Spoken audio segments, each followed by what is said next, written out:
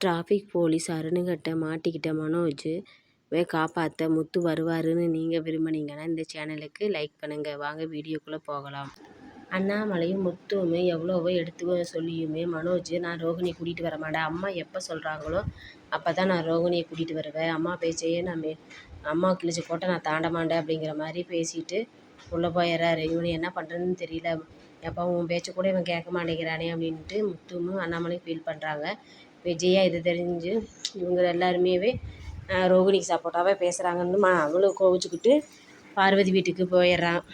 பார்வதி வீட்டுக்கு போனாலே பார்வதி மேலே கோபமாக எடுத்தெறிஞ்சு பேசுகிறேன். நீ கொண்டு வந்த நீ கொண்டு வந்தவ தானே, உனக்கு இந்த பற்றியெல்லாம் தெரியாத எடுக்காதான்னு சொல்லி கேட்டேன். நானாக கட்டி வச்சேன், நீ தானே மனோஜுக்கு கட்டி வச்ச. நான் எங்கள் வீட்டுக்கு வர்ற மசாஜ் பண்ணுற பொண்ணுன்னு தான் சொன்னேன். நான் உன்னை பையனை கல்யாணம் பண்ணி வைன்னு சொல்லலையே.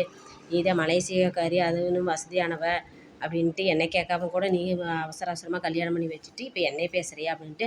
ஆமாடி, நீ எல்லாம் பேசுகிற இடத்துக்கு என் நிலமை இருக்குது, அதனால் நீ எல்லாம் வாய் பேசுகிற அப்படின்ட்டு விஜயா ஆக்ரோஷமாக பார்வதியை திட்டுறா. நீ பணக்காரின்ட்டு அவ்வளோ இதாக வச்சுக்கிட்டு நீயே திருட்டுத்தனமாக எல்லாரும் பண்ணி வச்சுட்டு அண்ணன் கூட்டிகிட்டு வந்த மருமகளை கேவலமாக பேசினேன். அது அவள் வச்சுட்டு ஆப்பு உனக்கு அப்படின்னு சொல்லி பார்வதி சொல்ல, ஏண்டி நீ எல்லாம் எகத்தாளமாக பேசுகிற அளவுக்கு என் நிலமை இருக்குது, அதனால தானே நீ எல்லாம் பேசுகிற.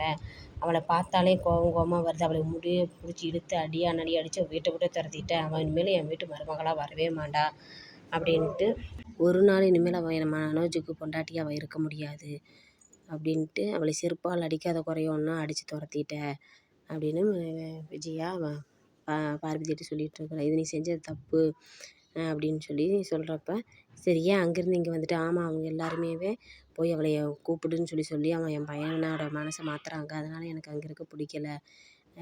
கொஞ்ச நாச்சும் இங்கேனாச்சும் நிம்மதியாக இருக்கலான்ட்டு வந்தால் நீ அதை விட தொந்தரவு பண்ணுற அப்படின்னு சொல்லி சொல்லுவான். சொல்லிவிட்டு சரி பார்வதி இருந்துட்டு நீ ஏதாச்சும் சாப்பிட கொண்டு வரட்டா, நீ சாப்பிடாம தான் இருப்பியாட்டுருக்குது அப்படின்னா, எனக்கு எதுவும் வேணாம், கொஞ்சம் நீ நிம்மதியாக இருக்கக்கூட அப்படின்னா, சரி நான் கம்முன்னு அமைதியாக இருக்கேன், நீ ரிலாக்ஸாக படுத்து தூங்கு, அப்போனாச்சும் உனக்கு கொஞ்சம் நேரம் நான் ரிலாக்ஸாக இருந்தால் கூட மைண்டு மாறும் அப்படின்னு சொன்னப்போ, எப்போவுமே மாறாது, எனக்கு இனிமேல் அவள் மருமகளே கிடையாது, அவன் இனிமேல் என் வீட்டுக்கு வரவே கூடாது அப்படிங்கிற மாதிரி ஆக்ரோஷமாக பேசிட்டு கம்முன்னு உட்காந்துக்கிறான். விஜயாவும் ரோகிணி வீட்டிலே இல்லாதனால வீடே அமைதியாக இருக்குதுன்ட்டு முத்து சோகமாக உட்காந்துருக்காரு. மீனா வந்துட்டு வந்து சாப்பிட வாங்க அப்படின்ட்டு, எனக்கு பசிக்கவே இல்லை, வீடே அமைதியாக ஒரு ஜோடி இருக்குது, எனக்கு இருக்கவே பிடிக்கல, அம்மாவும் இல்லை, ரோகிணியும் போய் கூட்டிகிட்டு வானா, இந்த ஓடுகாலி போய் கூட்டிகிட்டு வர மாட்டேங்கிறேன், அம்மா பேச்சை சொல்லாமல் அம்மா சொல்லாமல் நான் கூட்டிகிட்டு வரமாட்டேன்ட்டுருக்குறேன், என்ன தான் பண்ணுறதுனே தெரியல. அப்பாவும் இப்படி சோகமாக இருக்காங்க, இந்த ஒரு பார்லர் அம்மானாலே நமக்கு எத்தனை பிரச்சனை அப்படின்னு சொல்லிட்டு 2 பேரும் ஃபீல் பண்ணுறாங்க.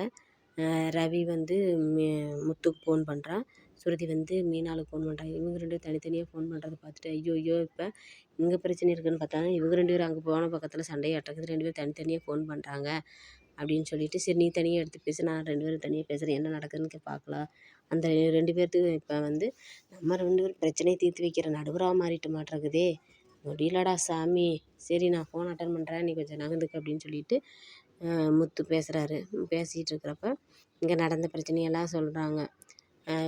அதே மாதிரி மீனாலுமே இங்கே நடந்த பிரச்சனையெல்லாம் ரோகிணி பற்றி சுருதிகிட்ட சொல்லிகிட்ருக்கா. ஐயோ இப்படி இருக்காங்களா, நாங்கள் இங்கெல்லாம் எங்களுக்கு பிரச்சனையில் நாங்களும் சந்தோஷமாக இருக்கிறோம், சரி என்ன பண்ணுறீங்க, இவங்க நாங்கள் ரொம்ப நாள் ஆச்சு, சரி என்ன பண்ணுறீங்கன்னு கேட்கலான்னு தான் இருந்தோம், இந்த பிரச்சனையை கேட்டுட்டு நாங்கள் இங்கே இருக்க மனசு தோணல, நாங்கள் கிளம்பி வர்றோம் அப்படின்னு சொல்லி சுருதியும் ரவின்னு சொல்கிறாங்க. என்ன போகலாமா அப்படின்னு கேட்குறப்ப, சரி ரவி நான் சுருதிகிட்ட கேட்டுட்டு முடிவு பண்ணி சொல்கிறேன், நாங்கள் கிளம்பி வரோம், இந்த பிரச்சனையெல்லாம் கேட்டுட்டு நாங்கள் எங்களால் இங்கே நிம்மதியாக இருக்க முடியாது அப்படின்னு சொன்னேன். நீங்கள் இப்போ தான்டா 2 பேரும் லீவ் கிடச்சி சந்தோஷமாக இருக்க போயிருக்கீங்க, அந்த சந்தோஷத்தை நான் கெடுக்க விரும்பலை, எல்லா பிரச்சனையும் நான் பார்த்துக்கிறேன், நீங்களும் சந்தோஷமாக இருங்க அப்படின்னு சொல்லிட்டு முத்து சொல்கிறான். அதெல்லாம் இல்லை, நான் பார்த்துக்கிறேன் அப்படின்னு சொல்லி.